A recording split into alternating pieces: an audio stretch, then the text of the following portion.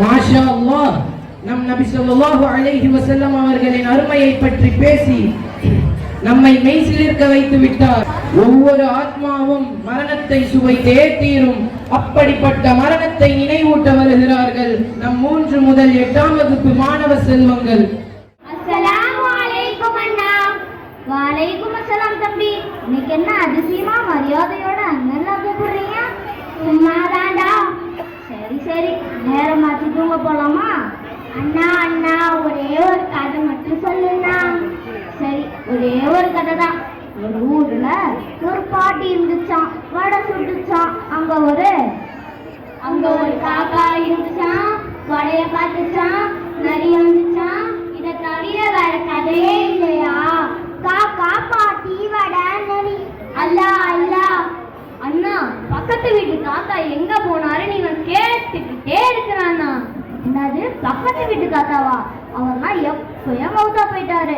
எப்படி மௌத்தா போனாரு? நான் சொல்றேன் கேளு. அவருக்கு ஒரு நாள் உடம்பு சரியில்லைன்னு அவர் வீட்டுல படுத்திருந்தாரு.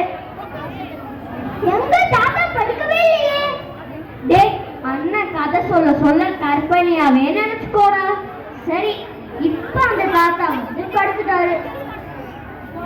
அப்புறம் என்னாச்சு தம்பி?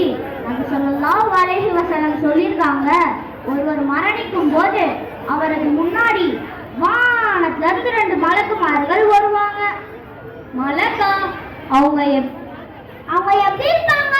அவங்களதால நம்ம ஏஞ்சல்னு சொல்லுவோம். அவங்க ரொம்ப வெண்மையா இருப்பாங்க. வெண்மைனா என்ன? வெண்மைனா ரொம்ப வெள்ளையா அழகா, அவங்க முகம் சூரியனோட ரொம்ப பிரகாசமா இருக்கும். இப்ப அவங்க உயிரை எப்ப எடுப்பாங்க?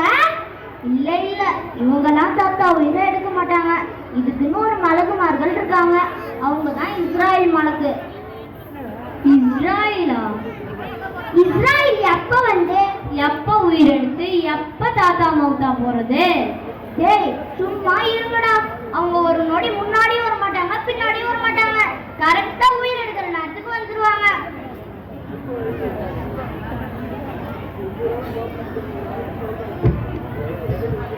அஸ்ஸலாமு அலைக்கும். ஓ நல்ல ஆன்மாவே, உடலை விட்டு வெளியேறு, உலகை விட்டு விடைபெறு. இப்ப அவங்க உயிரை எப்படி எடுப்பாங்க? ஒருவேளை அந்த தாத்தா நல்லவரா இருந்தா நபி ஸல்லல்லாஹு அலைஹி வஸல்லம் சொல்லியிருக்காங்க, ஒரு பானையில ஒரு சொட்டு தண்ணிய கவுத்தா எவ்வளவு லேசா வெளியே வருமோ அதே மாதிரி அந்த உயிரை லேசா வெளியே எடுத்துருவாங்க. இப்ப அந்த உயிரை என்ன பண்ணுவாங்க? இப்ப அந்த உயிரை அந்த 2 மடக்கு கிட்ட போய் கொடுப்பாங்க. அந்த 2 மடக்குமார்களும் சொர்க்கத்துடைய கஃன் துணியால் சுத்தி நறுமணங்கள்லாம் பூசி வானத்துக்கு எடுத்துட்டு போவாங்க. வானத்துக்கா? எப்படி போவாங்க? பறந்தா போவாங்க? ஆமா ஆமா, பறந்துதான் போவாங்க. முதல் வானத்துல இருக்கிற மலக்குமார்கள்லாம் கேட்பாங்க, யாருடைய வருகை நறுமணமோ புதுமையாக வாசமாக உள்ளது? ஆம் ஆம், யாரோ நல்ல ஆத்மாவுடைய வருகை போல் தெரிகிறது. அஸ்ஸலாமு அலைக்கும். வலைக்கும் அஸ்ஸலாம். யார் இந்த ஆன்மா நறுமணமோ வாசனையாக உள்ளது? இவர் இந்த ஊரில் உள்ள நல்ல நபரின் மகன்.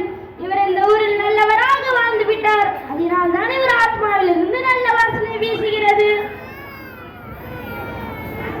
சரி, நீங்கள் வானத்திற்கு முன்னேறி செல்லுங்கள். இப்படியே வானத்துல இருக்கிற எல்லா மலக்குமார்களும் விசாரிச்சுக்கிட்டே இருப்பாங்க. இப்படியே 7வது வானத்துக்கு போயிடுவாங்க. 7வது வானமா? ஆமா, இப்ப 7வது வானத்துல இருந்து அல்லாஹ்வுடைய புறத்துல இருந்து சொல்லப்படும், அஸ்ஸலாமு அலைக்கும். வலைக்கும் அஸ்ஸலாம். இவர் பெயரை லீன் பட்டியல் சேர்த்து விடுங்கள். இவர் சொர்க்கவாதி. மின்ஹா கலக்னாக்கும். இவரை மண்ணில் இருந்து நாம் படைத்தோம். வஃபியா நுஈதுக்கும்.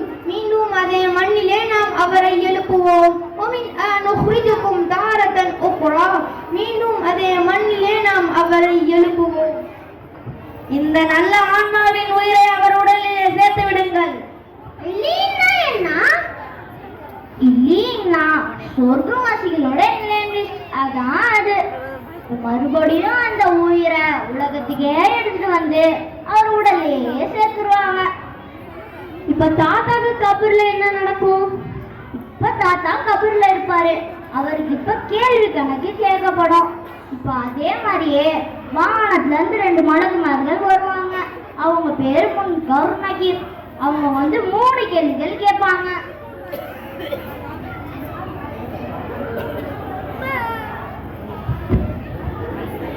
அஸ்ஸலாமு அலைக்கும். வலைக்கும் சலாம். யார் நீங்கள்? நாங்கள் தான் முன்கர் நகீர் கேள்வி கணக்கு கேட்பவர்கள். சரி, நாங்கள் கேட்கும் கேள்விக்கு பதிலை சொல். மன் ரப்புக, உன் இறைவன் யார்? ரப்பி அல்லாஹ், என்னுடைய இறைவன் அல்லாஹ். மா தீனுக, உன் மார்க்கம் என்ன? தீனுல் இஸ்லாம், என்னுடைய மார்க்கம் இஸ்லாம். மன் நபியுக, உன் நபி யார்? நபி முஹம்மது நபி ஸல்லல்லாஹு அலைஹி வஸல்லம். இவருக்காக சொர்க்கத்தின் கதவை திறங்கள், சொர்க்கத்தின் விரிப்பை விரிங்கள், இவன் கபரை விசாலமாக ஆக்குங்கள். நீ புது மாப்பிளை போல் படுத்து தூங்கிவிடு. ஒருவேளை தாத்தா கெட்டவரா இருந்தா என்ன ஆகும்? ஒருவேளை அந்த தாத்தா கெட்டவரா இருந்தா அதே மாதிரி வானத்துல இருந்து 2 மலக்குமார்கள் வருவாங்க. ஆனா அவங்க முகம் எல்லாம் ரொம்ப கருப்பா கொடூரமா இருக்கும். அவங்க கையில ஒரு சாக்கு பை இருக்கும். இப்ப நாங்க சொல்றோம் இஸ்ராயல் வருவாங்க, வந்து சொல்லுவாங்க,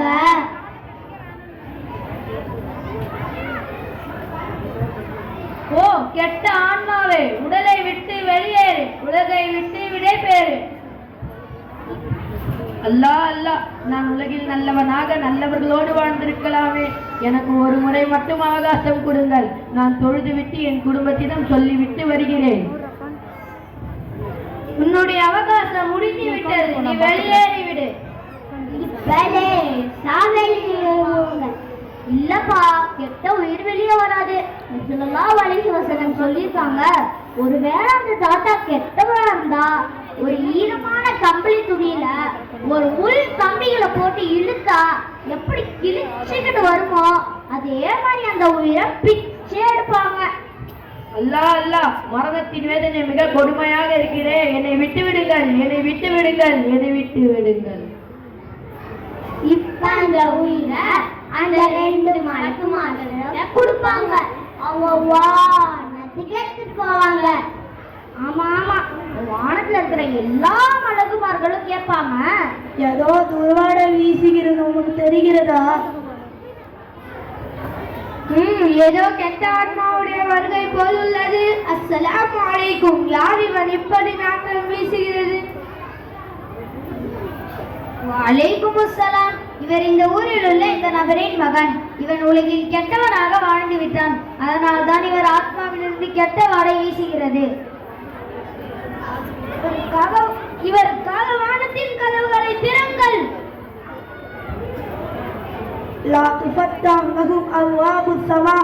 இவர்களுக்கு வானத்தின் கதவுகள் திறக்கப்படாது. இவர் பெயரை சிஜ்ஜீன் என்ற பட்டியல் சேர்த்து விடுங்கள். இவர் நரகவாதி.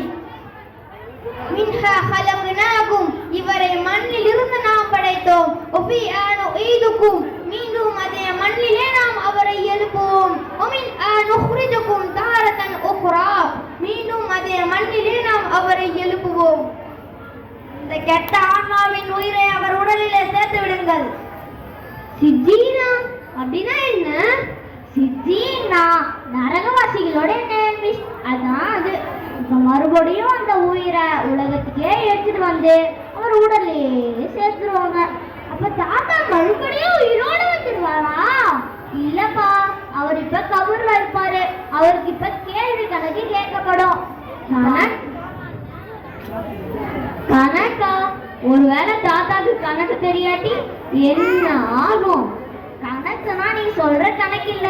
இப்ப அதே மாதிரியே வானத்துல 2 மலக்கு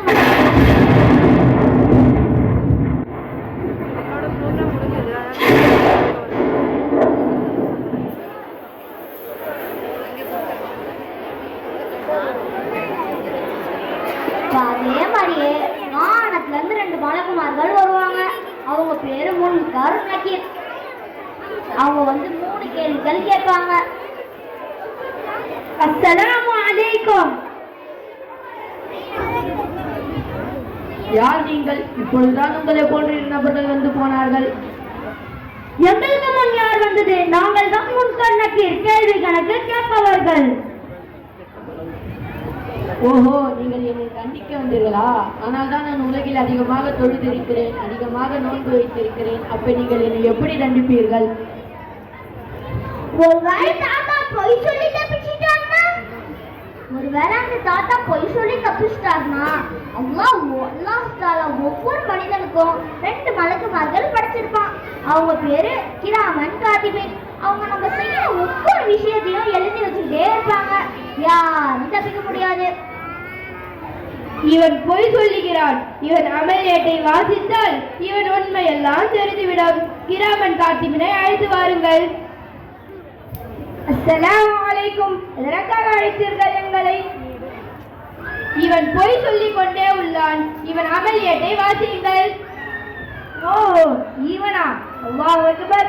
இவன் கூறிய பொய்களை நாங்கள் வாசிக்க ஆரம்பித்தால் வயதாகாத எங்களுக்கும் வயோதிகம் வந்துவிடும். இவன் உலகில் கூறிய பொய்களை எழுதி எழுதி கடைசியாக இவன் மனித செய்திக்கு தப்பி சந்தோஷப்பட்டேன், எழுதவில்லை என்று. ஆனால் அதை நீங்கள் மீண்டும் வாசிக்க சொல்லீர்களே. இவன் பக்கம் பக்கமாக பொய் பேசி உள்ளான். கடைசியாக இவன் உயிரை கைப்பற்ற வந்த மலக்கிடமும் பொய் பேசி உள்ளான். இவன் வாரங்களில் தொழுகை எண்ணிக்கையும் குறைவு. வாரத்தில் ஒரு முறை ஜும்ஆ தொழுகை, அது கூட சரியாக போக மாட்டான். வருடம் 2 முறை ஈது பெருநாள் தொழுகை, அது கூட சரியாக போக மாட்டான். சரி சரி, நானும் சொல்கிறேன். அது மட்டுமல்லாமல் ரமதான் மாதத்தில் நோன்பும் வைத்து காலையில் சஹரும் செய்து மதியானம் யாருக்கும் தெரியாமல் திருட்டுத்தனமாக சாப்பிட்டு விடுவான். இதுதான் இவனுடைய செயல்கள். சரி, நாங்கள் கேட்கும் கேள்விக்கு பதிலை சொல். மன் ரப்புக, உன் இறைவன் யார்? இறைவனா? நான் உலகில் என் இறைவனை மறந்துவிட்டு வாழ்ந்து விட்டேனே. மா தீனுக, உன் மார்க்கம் என்ன? மார்க்கமா? நான் உலகில் மார்க்கத்தை ஞாபகம் இல்லாமல் வாழ்ந்து விட்டேனே. மன் நபியுக, உன் நபி யார்? நபியா? நான் உலகில் நபியை பின்பற்றாமல் வாழ்ந்து விட்டேனே. இவனுக்காக நரகத்தின் கதவை திறங்கள், நரகத்தின் விரிப்பை விரிங்கள், இவன் கபரை நெருக்குங்கள். இவன் மறுமை நாள் வரை கபரில் நரகத்தின் வேதனையோடு இருக்கட்டும். அல்லாஹ் அல்லாஹ், தாத்தா பாவம் இல்லையா? ஏற்கனவே கபூர்ல இடம் இல்ல, இத வேற போட்டு நெருக்குறாங்களே, தாத்தா எப்படி கொடுப்பாரு? தம்பி, உலகத்துல அல்லாஹ்வுக்கு மாறு செஞ்சவங்க, தொழுகையை விட்டவங்க, அவங்களுக்குலாம் இதான் தண்டனை, பார்த்துக்கோங்க. அப்ப எங்க உயிர் எடுக்கும் போது இவங்களுக்கு இப்படிலாம் நடக்கக்கூடாதுன்னா நாங்க என்ன பண்ணணும்? கரெக்டா தொழுகணும், பேரண்ட்ஸ் பேச்ச கேட்கணும், நோக்குலாம் கரெக்டா தொழுகணும். இப்படிலாம் செஞ்சா நீங்க சொர்க்கத்துக்கு தான் போவீங்க. சரி சரி, நேரமாச்சு, தூங்க போலாமா? சரிண்ணா.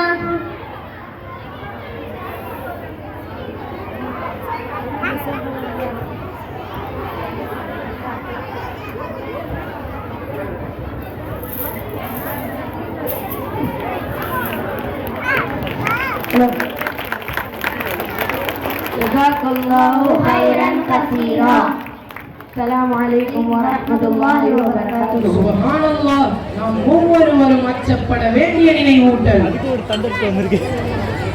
Next, I would like to call upon A. Tanzil Maryam of grade 4 to recite Surah Muzammil. Assalamu alaikum wa rahmatullahi wa barakatuhu. Suratul Muzammil. A'udhu billahi minash shaitanir rajim.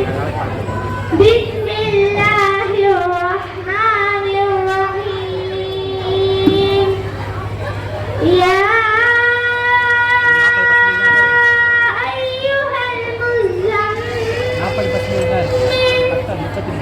قم الليل إلا قليلا نصفه أو انقص منه قليلا أو زد عليه ورتل القرآن ترتيلا إنا سنلقي عليك قولا ثقيلا إن ناشئة الليل هي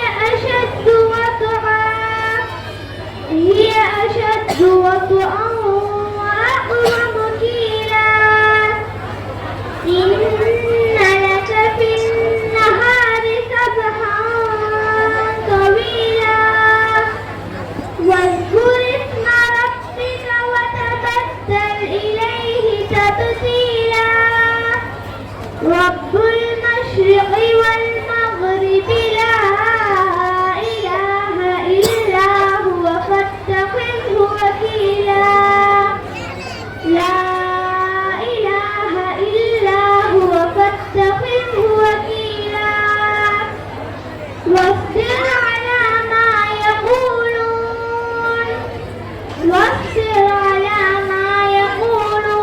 واهجرهم هجرا جميلا صدق الله العظيم. MashaAllah, it was an astounding recitation. May your recitation resonate with Allah's grace. In the scenes they portray the example of faith, gentle and kind, from prayers to kindness, from patience to care. Their skit shows us how Islam we share. Let's welcome our Hifz boys to perform a skit on practicing Islam in daily life. Assalamu alaikum wa rahmatullahi wa barakatuh. Assalamu alaikum wa rahmatullahi wa barakatuh. Topic: Practicing Islam in daily life. Characters: 12 characters, 11 students, 1 teacher. Place: school classroom. Scenes opens in classroom. Students are discussing about levels in the game. Hello brother, how are you? I'm good. How are you? I'm good. You are in which level of the game? I crossed 100 level last night. Assalamu alaikum wa rahmatullahi wa barakatuh. Oh, you crossed 100 level last night? Yes, I crossed 100 level in my game. Assalamu alaikum wa rahmatullahi wa barakatuh. Walaikum assalam. Walaikum assalam. How many times will you say this salam? Please don't get angry, brother. It is the sunnah of our Prophet Muhammad sallallahu alaihi wasallam. And verily, by saying salam, our sins will be forgiven. Our Prophet Muhammad sallallahu alaihi wasallam said about salam, "Ma min muslimaini yaltaqiyani wa yatasafahani illa ghufira lahuma qabla an yatafarraqa." When two Muslims meet, give salam and shake their hands, they forgiven their sins before they part with each other. Leave him. He is like that only. Let's discuss about our game. You are in which level of the game, brother? He was in 15th level. He is not playing. Why, brother? My mother not giving me mobile. Hey, are you sad for this reason? You must know the trick to get mobile from your mother. Yes, he's right. Whenever I want to play, I say my mother, I have homework, and she give me mobile without asking any question. Oh, it's like that. I will also try this. No dear, you should not do like this. And don't you know this? This is lying. Lying is the greatest sin in Islam.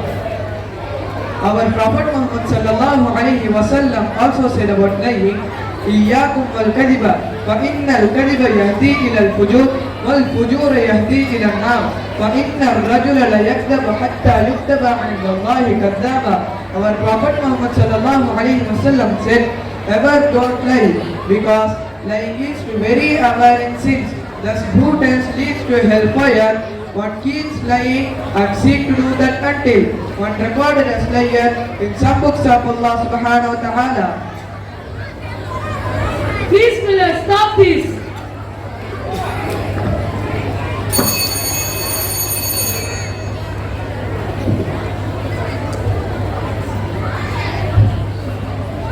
Assalamu alaikum wa rahmatullahi wa barakatuh. Wa alaikum assalam wa rahmatullahi wa barakatuh. How are you all? Sit down.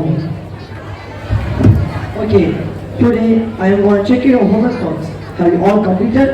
Yes, sir. You stand up. Have you completed your homeworks?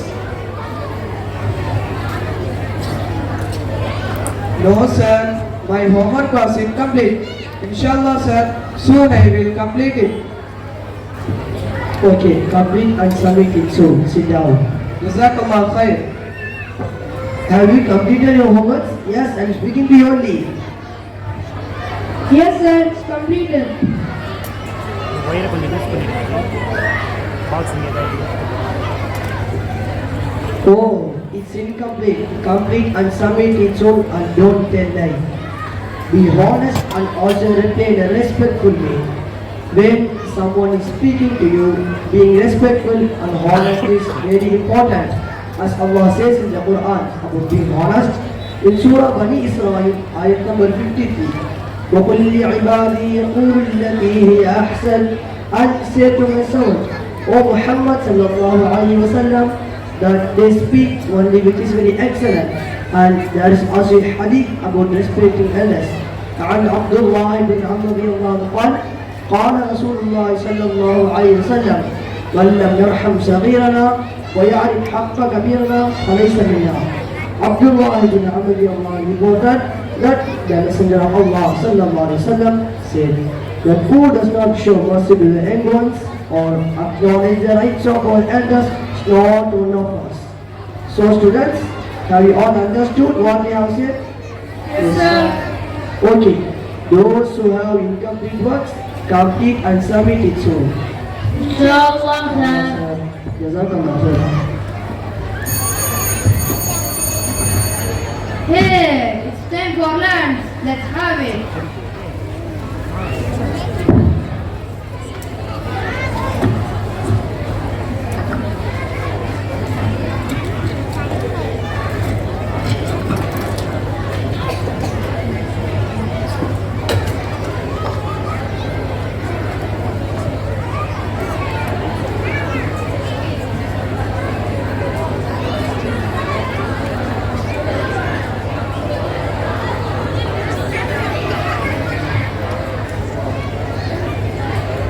Wait a minute, brother.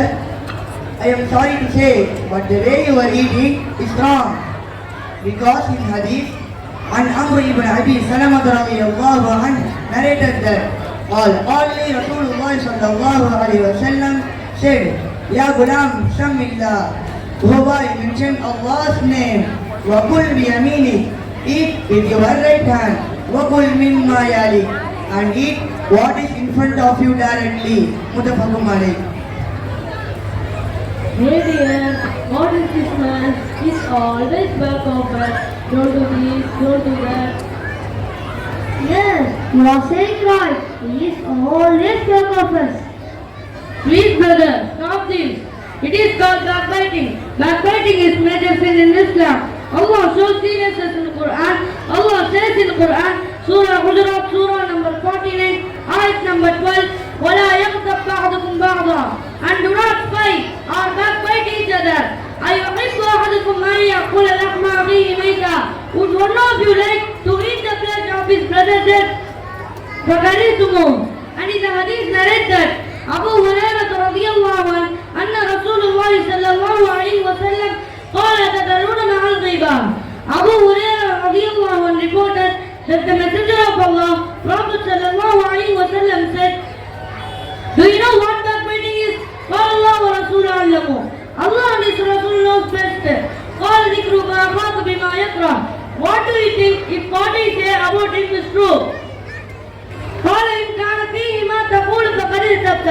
Prophet sallallahu alayhi wa sallam said, if what I say about him is true, it is backbiting. وَإِنْ لَمْ يَكُنْ فِيهِ بَهْتَةٌ.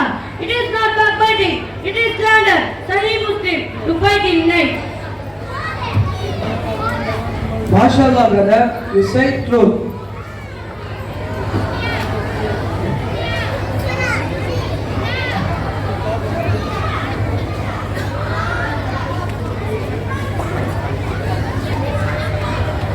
Hey brother, what are you doing?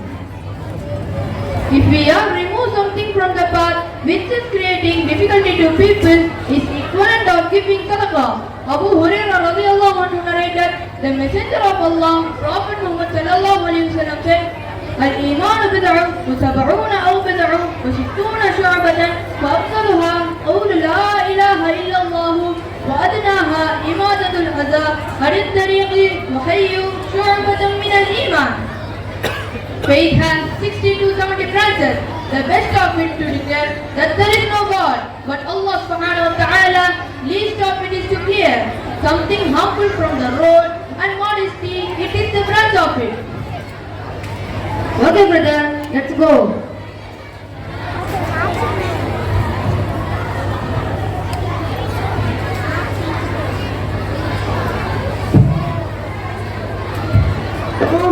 Oh man, can't you see? We are coming.